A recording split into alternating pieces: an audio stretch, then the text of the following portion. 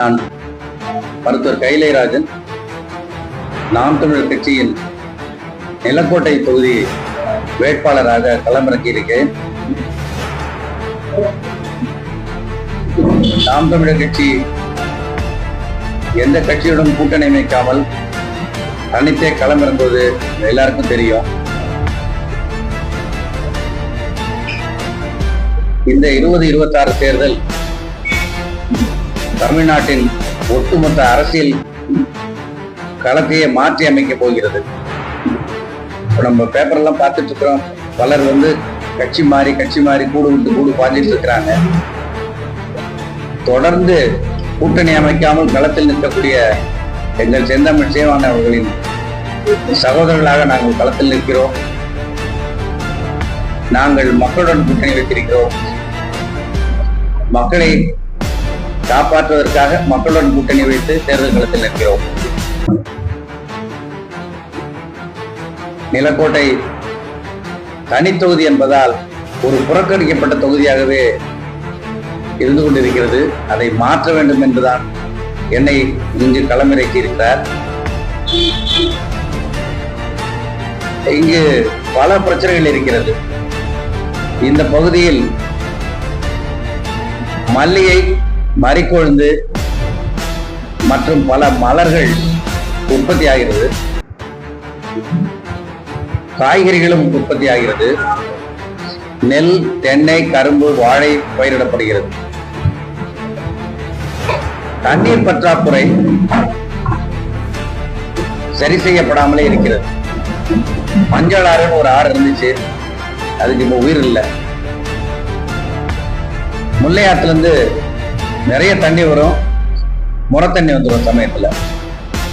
வைகை ஆறு உங்களுக்கு தெரியும், தூர் வாரப்படாமல் 21 அடி சகதியோட நிக்குது. ஆனா கொள்ளளவு முதல் கரெக்டா சொல்லிட்டே இருப்பாங்க இந்த அரசு அமைப்பு. இந்த நதிநீர் பிரச்சனைகளை தீர்க்க வேண்டும், இங்கு உள்ள விவசாயத்தை மேம்படுத்த வேண்டும். அப்படின்னா அணைப்பட்டியிலிருந்து ஒரு குடிநீர் திட்டம் மாதிரி ஒரு நீர் திட்டத்தை அமைக்கலாம். ஒகேனக்கல்ல இருந்து கொண்டாடுறாங்க, காவேரியிலிருந்து கொண்டாடுறாங்க. அந்த மாதிரி அணைப்பட்டியிலிருந்து நிலக்கோட்டைக்கு ஒரு குடிநீர் அமைப்பை உண்டாக்கலாம். ஒரு பாலம் கட்டலாம். 58 வாய்க்கால் மாதிரி ஏதாவது ஒரு சிஸ்டம் பண்ணோம்னா இங்க இருக்கக்கூடிய தண்ணீர் கஷ்டமும் குடிநீர் கஷ்டமும் நிவர்த்தி ஆகும். ரெண்டாவது, மகளிருக்கு மட்டும் இங்க கல்லூரி இருக்கு, அறிவியல் கல்லூரி. நாம் தமிழர் கட்சி ஆட்சிக்கு வந்தா கல்விக்கும், மருத்துவத்துக்கும், விவசாயத்துக்கும், மக்கள் நலனுக்கும் முக்கியத்துவம் கொடுப்போன்றது எல்லாருக்கும் தெரிஞ்சதுதான். வத்தலகுண்டுல ஒரு அறிவியல் விஞ்ஞான கல்லூரி, ஆர்ட்ஸ் அண்ட் சயின்ஸ் காலேஜ் மாணவர்களுக்காக, ஆண்களுக்காக கட்ட நாங்கள் உத்தரவாதம் தருகிறோம். அது மாத்திரம் இல்லை, மல்டி லிங்குவிஸ்டிக் லாங்குவேஜ் இன்ஸ்டிடியூட் அதிலே கொண்டு வரதுக்கான திட்டம் இருக்கு. நல்ல ஒரு பாலிடெக்னிக் அரசுல இருந்து தொழில் கல்விக்கு இல்லை, அதை நிலக்கோட்டையில நிறுவலாம ஒரு திட்டம் வச்சிருக்கிறோம். இந்த மலர்களை பூரா காலையில விவசாயிகள் ஏதோ வைகை எக்ஸ்பிரஸ் மாதிரி ஸ்பீடா தூக்கிட்டு ஓடியாந்துட்டு இருப்பாங்க. இங்க தனியார் கம்பெனி தான் சென்ட் கம்பெனி வச்சிருக்கிறாங்க. அரசே ஒரு perfume manufacturing, oil manufacturing company வச்சாங்கன்னா விவசாயிகளுக்கு நல்ல கொள்முதல் விலை கிடைக்கும், பயனடைவார்கள். இப்ப தனியார்ட்ட போய் நின்றுட்டு இருக்க வேண்டியிருக்கு. பூக்கள் அவசர அவசரமா கோயம்புத்தூருக்கும் மற்ற ஊர்களுக்கு வண்டியில கொண்டு போறாங்க. இதனால பல சிக்கல்களை சந்திக்கிறாங்க விவசாயிகள். விலையை நிர்ணயிக்க முடியாம இருக்கு. அதனால ஒரு மலர் சிறப்பு அங்காடியை ஒண்ணு நிறுவனம், கோல்டு ஸ்டோரேஜ் நிறுவனம், சென்ட் ஆயில் உற்பத்தி சாலையை அரசாங்கமே இங்க கோஆபரேட்டிவ் மெத்தட்ல அமைக்கணும்ன்றது என்னுடைய குறிக்கோள். காய்கறிகள் உற்பத்தியை நம்ம சீரான சந்தைப்படுத்துதலுக்கு வேணும்னா கோல்டு ஸ்டோரேஜ் வேணும். இங்க தனியார் கோல்டு ஸ்டோரேஜ் தான் இருக்கே தவிர அரசுக்கு சொந்தமான கோல்டு ஸ்டோரேஜ் எதுவுமே கிடையாது. அதை அமைச்சு கொடுக்கறதுக்கு நாங்க உறுதியளிக்கிறோம். கூட்டணியே இல்லைன்றது புரிஞ்சுக்கிறோம். நீங்க இப்ப நடக்கக்கூடிய அரசியல் நாடகத்தை பார்த்தீங்கன்னா நேற்று என்ன நடந்தது, இன்னைக்கு என்ன நடந்தது அப்படின்றத நம்ம பார்க்கணும். முபாரக் அலி வந்து எம்பி தேர்தலில் எங்களுக்கு எதிராக தான் நின்னாரு, ஏடிஎம்கே கேண்டிடேட் இருந்தாரு. இன்னைக்கு அவர் டிஎம்கே கேண்டிடேட் ஒரு சீட் வாங்கிட்டாரு. இது என்ன அரசியல் தெரியல. முன்னாள் முதலமைச்சர் ஓபிஎஸ் அவர்கள் ஜாம்பவான் இன்னைக்கு போய் அங்க நிக்கிறார். என்ன காரணம்? இவருடைய அரசியல் என்ன அரசியல் மக்கள் புரியணும். இவங்களுடைய சுயநல அரசியல் தான் இது. இன்னைக்கு நீ அடிக்கிறவ அடி, நான் படுத்துக்கிறேன், நான் நாளைக்கு நான் அடிக்கிறவ அடி, நீ படுத்துக்கிற மாதிரி இவங்க எல்லாம் கூட்டணி வச்சுட்டு மக்களை ஏமாத்திக்கிட்டு இருக்காங்கன்றது மக்களுக்கு நல்லா தெரிஞ்சிருச்சு. 5000 ரூபாய் கொடுத்தாரு முதலமைச்சர் அவர்கள், கொடுத்தாங்க. எங்க இருந்து கொண்டாந்து கொடுத்தீங்க இந்த காசை? சம்பளமோட காசு இல்ல. செவிலியர்ஸ் போராட்டம், டாக்டர்கள் போராட்டம், கல்லூரி ஆசிரியர்கள் போராட்டம், எல்லாரும் போராட்டம், போலீஸ் எல்லாரும் போராட்டம். ஏன்னா அவங்க போராட முடியாது. எல்லாரும் போராடிக்கிட்டு இருக்கும்போது என்ன கேட்டு போராடுறாங்க? பணி நிரந்தரமும் சம்பளமும் கேட்கிறாங்க. அதுக்கெல்லாம் காசு இல்லைன்னு சொல்லக்கூடிய அரசு திடீர்னு ஒரு நாள் காலையில 5000 ரூபாய் போட்டிருக்காங்க. ஒவ்வொருத்தருக்கும் 1 கோடியே சில்லற பேருக்கு போட்டிருக்கிறாங்க. இந்த பணம் எங்க இருந்து வந்துச்சு? அந்த பாவப்பட்ட எஸ்சி எஸ்டிகளுக்கு பணம் கொடுக்குறாங்க மத்திய அரசு. அந்த பணத்தை பூரா அப்படியே அல்வா துண்டு மாதிரி தூக்கி இதுல போட்டார். ஆர்டிஐல வந்துருச்சு. இப்படி ஒரு அரசு நமக்கு தேவையா? அதுவும் தொடர்ந்து 70 வருடங்களாக திராவிட கட்சிகள் ஆட்சி செய்து இன்றைக்கு மக்களுக்கு என்ன நல்லது செஞ்சிருக்கு அப்படின்றத மக்கள் நினைக்க ஆரம்பிச்சிட்டாங்க, புரிஞ்சுக்கிட்டாங்க. இனி எங்களுடைய ஆட்சி தான். 26 செந்தமிழர் சீமான் பெருத்த வெற்றியோடு ஆட்சி அமைத்தார். இந்த நிலைகள் எல்லாம் மாறும். கட்சிகள் மாற்றணும், காட்சிகளும் மாறிடும்.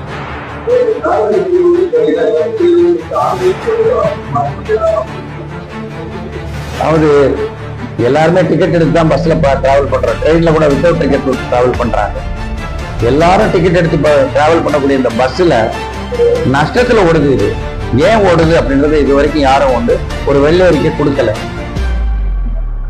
ஒரு 10 பஸ்ஸுக்கு தான் ஒரு மெக்கானிக் இருக்காராம். எப்படி ஓடும்? பஸ் தனியா ஓடுது, டயர் தனியா ஓடுது. அரசு போக்குவரத்துக்காக உயிருக்கு ஆபத்தான நிலையில இருக்கு. ரெண்டாவது புது பஸ் தான் எடுத்திருக்காங்கன்னு சொல்றாங்க. நம்ம தான் வேண்டி இருக்கு. நம்ம இந்த அழகுல அதிமுக காரங்க நாங்க ஆண்களுக்கும் இலவசமா விடுவோம்னு சொல்லி இருக்கிறாங்க. அப்போ அரசு போக்குவரத்து கழகம்ன்றது இனிமேல் இலவச பஸ் சர்வீஸ் ஆகிடும் நினைக்கிறேன். மகிழ்ச்சியான விஷயம் தான், வரவேற்கலாம். ஆனா டிரைவருக்கு எப்படி சம்பளம் கொடுப்பாங்க, கண்டக்டருக்கு எப்படி பேட்டா கொடுப்பாங்க, டீசல் எப்படி கொடுப்பாங்க, டயர் எப்படி வாங்குவாங்க, மெயின்டெனன்ஸ் எப்படி பண்ணுவாங்க, அதெல்லாம் தெரியல. ஒருவேளை அதுக்கு ஏதாவது எஸ்சி எஸ்டி பண்றது அதை எடுத்துக்குவாங்கன்னு நினைக்கிறேன்.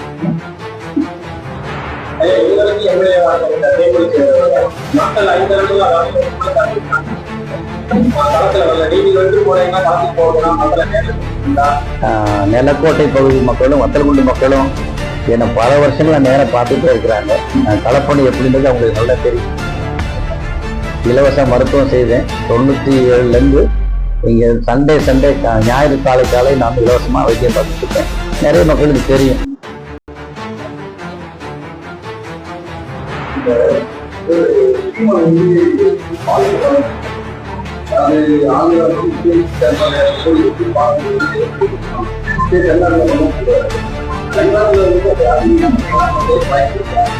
நிச்சயமா நம்ம பால் வளத்தை பார்த்துதான் ஆவிலே தொடங்கப்பட்டது.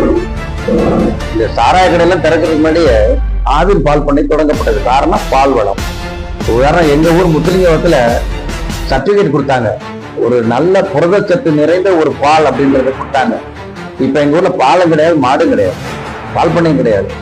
சோ இந்த சூழ்நிலை காரணம் என்னன்னா, அது பால் உற்பத்தி செய்யறவனுக்கு நல்ல விலை கிடைக்கணும். நல்ல விலை கிடைக்கணும் அப்படின்னா அவனுக்கு ஊக்கமா இருக்கக்கூடியதை நம்ம செய்யணும். அதை எதுவுமே செய்யல, எந்த விதமான முயற்சியும் எடுக்கல. அதனால நல்ல பால் பண்ணைகள் அமைச்சோம்னா டென்மார்க் மாதிரி நம்மளும் பால் வளத்தில் நல்ல முன்னேற்றம் காணலாம். பால் ஒரு அற்புதமான ஒரு மூலதனம். ஐயா பாண்டியராஜோட அது அரசியல் சிக்கல் நிறைய அதுல இருக்குங்க. அவர் பழைய ஓனர்ட்ட அரசியல் அதை கையகப்படுத்தினாங்க. கையகப்படுத்தினத பெரியார் அவங்க நிர்வகிக்கல.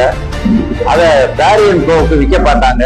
அப்ப பழைய உரிமையாளர் வழக்கு தொடர்ந்ததுக்கு அப்புறம் அந்த வழக்கு நிலவிலே இருந்துட்டு அந்த கேஸ் அப்படியே கிடைக்க அந்த உபகரணங்கள்லாம் துருப்பிடிக்க ஆரம்பிச்சிச்சு.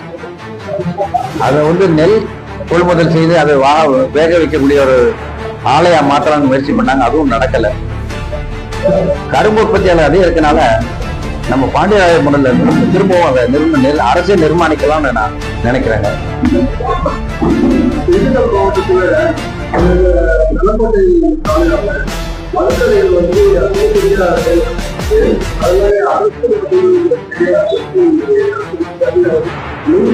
ஆட்சி வந்தா இந்த மக்களை உடனே டாஸ்மாக் கடைகள் மூடப்படும். டாஸ்மாக் கடைகள் மூடப்படும். அவங்க விற்கிறது எல்லாமே போலியான சரக்கு தான், கலர் வாசனை ஊட்டப்பட்ட சாராயம் தான். இதனால ஈரலுக்கும் கிட்னிக்கும் ரொம்ப கேடு. அதனால அதை முதல் கட்டமாக மூடிடுவோம். சீமான் அவர்களுடைய கையெழுத்தில் அதுவும் ஒரு கோர்ட்டு உண்டு, கட்டாயமா மூடப்படும்.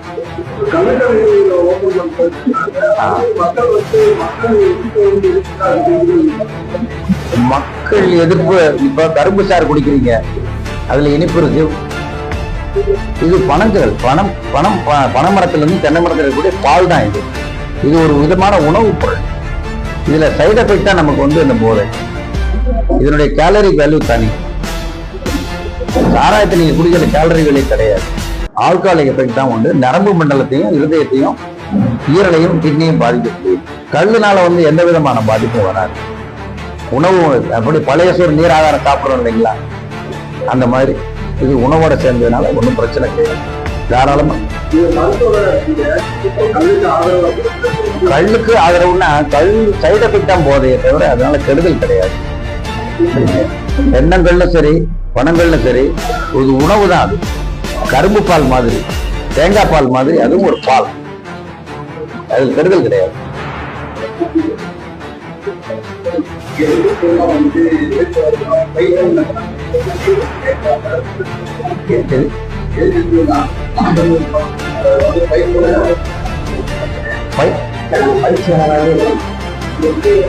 இதுல தவறு மன்னிக்கணும். நான் பல வருஷங்கள அரசியல் இருக்கிறேன். மருத்துவரா இருந்தாலும் ஸ்டூடெண்ட் பீரியட்ல இருந்து கம்யூனிஸ்ட் தத்துவத்தில இருந்து பாஜக தத்துவம் வரைக்கும் எல்லாம் பார்த்துட்டு தான் சீமான் தத்துவத்துல வந்து நிக்கிறோம். நான் இந்த தேடலின் முதுகு தான் இது. எங்களுக்கு பயிற்சியாளர்கள் கிடையாது. நான் எங்க ஆசான் பெரியவர். அதற்கு அந்த அளவுக்கு நாங்களும் இப்ப பெரியவங்களா இருக்கிறோம்.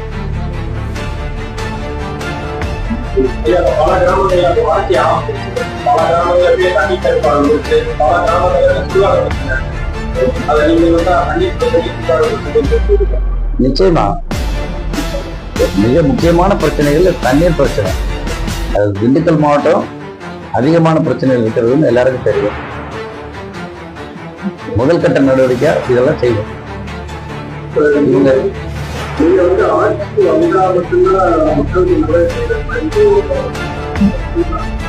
ஆட்சிக்கு வராமே நிறைய நல்லது செஞ்சுக்கிட்டே இருக்கிறோம்.